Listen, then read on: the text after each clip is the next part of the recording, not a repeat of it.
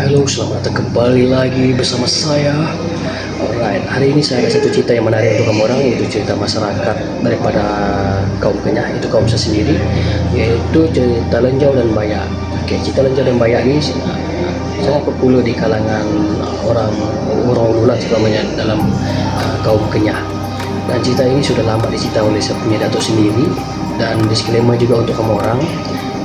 Mungkin cerita kita sama walaupun kita sama kaum, tapi kalau kampung kita berbeza-beza juga kan, mungkin ada perbezaan dari segi alur cerita ataupun jalan cerita dia. So saya cerita ini versi yang saya dengar daripada datuk saya. Oke, alright. Jadi ceritanya begini, pada zaman lampau ataupun zaman kelam, zaman kelam pula. Oke lah, zaman itulah, zaman silam. Ada dua adik beradik ni yang dilahirkan daripada bangsa Kenyah dan Kayan, di mana ibu mereka adalah berbangsa Kayan dan bapak mereka adalah berbangsa Kenyah. Dan dipercaya juga mereka dua ini sudah diangkat sumpah agar turut terlibat dalam peperangan Kayau Mengayau, yaitu aktiviti memenggal kepala musuh. Dan ketika itu mereka dua adik-beradik ini antara orang yang paling disengari oleh musuh dan orang kampung mereka sendiri. Jadi singkat cerita dia, setelah berlakunya aktiviti Kayau Mengayau, yaitu peperangan antara kaum, dan pada satu masa tu aktiviti tersebut dia reda ataupun dihentikan sejenak kerana pihak musuh mengundurkan diri dan banyak dibantai juga lah. Dan dalam jangka masa yang sangat panjang, mereka dua adik-beradik ini kan sudah disumpah oleh mereka punya ketua kaum agar tetap mempunyai rasa ingin berperang, rasa ingin haus akan darah. Jadi satu masa tu mereka dua adik-beradik ini mencari inisiatif untuk berperang lah, tapi tiada satu pun musuh yang muncul. Dan si abang pun terfikir ataupun terbenak dalam fikiran dia dengan cara membunuh mereka dua punya pakcik sendiri, iaitu adik kepada mak mereka dua.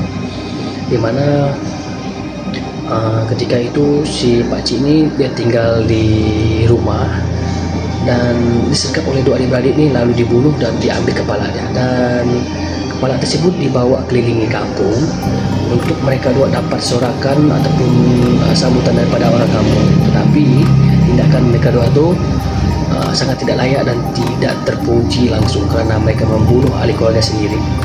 Dan orang kampung pun berdiam diri dan masuk ke rumah, mengunci rumah.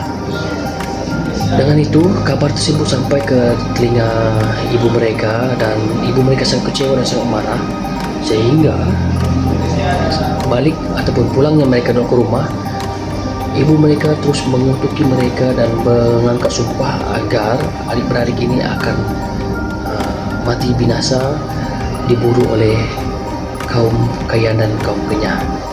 Kira-kira beginilah dia punya ayat tu. Si abang ataupun si boya ni akan diburu oleh bangsa saya, iaitu bangsa ibu dia, orang Kayan, manakala si adik, si Lenjau ataupun harimau tersebut akan diburu oleh bangsa bapa mereka. Dan untuk kelanjutan macam mana dia punya perkataan sumpah ataupun untuk tersebut saya skip lah untuk memendekkan cerita ni. Alright, setelah berlakunya sumpah bagai ataupun kutuk itu semua, dan ibu mereka dua ni menyajikan makanan yang sudah ditutupi dengan abad. Abad ini merupakan pakaian dalaman, dan abad tersebut adalah milik ibu mereka sendiri. Dan kedua adik-beradik ini pun menerima makanan tersebut, tetapi mereka dua harus pergi dari rumah karena dengan perbuatan mereka dua tadi, sebab mereka dua sudah dikutuki ataupun disumpah agar dibunuh oleh kaum Kayan dan kaum Kenyah tadi.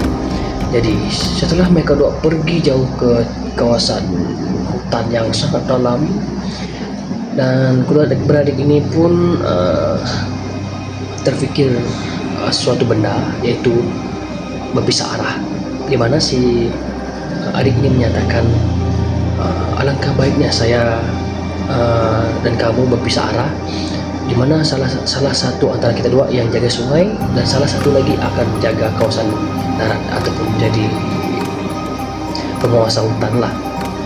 Dengan ini si adik pun mengambil sebiji buah yang dipanggil urung. Saya tahu apa itu urung, macam mana rupa dia, dan dibalik ke sungai, dan si adik pun terjun ke sungai tersebut dan lalu keluar dan menangkap urung tersebut.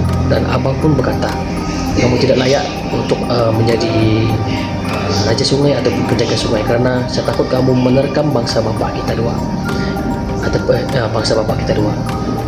Jadi giliran si adik pula naik ke darat lalu melempar urung itu balik, dan si abang pun tuju ke sungai, dan si abang menahan nafas berapa lama macam tu, dan dia tidak menerkam ataupun menangkap urung yang dibalik tadi. Dan si adik pun berkata, oke, macam inilah, kamu jadi raja sungai yaitu buaya, dan saya akan menjadi raja hutan yaitu harimau. Dan singkat cerita, mereka dua adik-beradik ini pun pergi ke haluan masing-masing, menjalani kehidupan masing-masing, di mana si adik menjadi harimau dan tinggal di kawasan hutan belantara yang begitu lebat, tinggal di gua lah macam tu menurut cerita ni. Dan si abang pula tinggal di sungai yang menjadi penjaga sungai, yaitu buaya yang kita ingatlah, bukan buaya darat, yang buaya sungguhannya. Dan ya, berapa lama kemudian si adik pun macam merindui keberadaan si abang dia. Mereka dua pun saling mengunjungi, dan si adik turun dari gunung dan si abang keluar dari sungai untuk melihat keadaan adik dia macam mana. Ya, tapi mereka dua tak dapat hidup bersama lagi sebagaimana mereka dua yang dulu, ya, karena satu ni tinggal di darat, satu ni tinggal di sungai. Oke, begitulah kisah cerita dia. Tapi ya, sorry ya kalau ada bahasa saya yang kurang sampai ataupun macam kamu orang tak paham. Tapi saya haraplah kamu orang paham cerita ini. Kalau kamu orang ada persoalan, boleh tanya dengan saya. Dan ya, di sanalah kepercayaan bahwa lenjau dan bayak itu adalah moyang kami orang Kenyah sebab tu. Tapi ada make sense dia juga, sebab kebanyakan saudara kayaan kita banyak yang makan buaya. Sebab dalam cerita ini pun dikatakan bahwa orang kayaan akan memburu si buaya, dan begitu juga dengan harimau tadi. Dan kalau tengok juga pakaian orang Kenyah kan selalu banyak yang macam harimau bintang kan. So ada make sense sedikit, ada make sense lah, sebab ya kami orang Kenyah berburu harimau tu untuk dapatkan kulit dia. Tapi ya itu bergantung dengan bagaimana penceritaan setiap masyarakat. Mungkin sama kaum tapi beza alur cerita dia. So sampai situ saja saya punya cerita. Kalau ada kurang, Anda boleh komen atau tambah. Kalau ada yang tidak sama, mungkin Anda boleh sampaikan macam mana cerita Anda sendiri. Oke, sekian daripada saya. Salam 3 tawai, aku nyalam ika.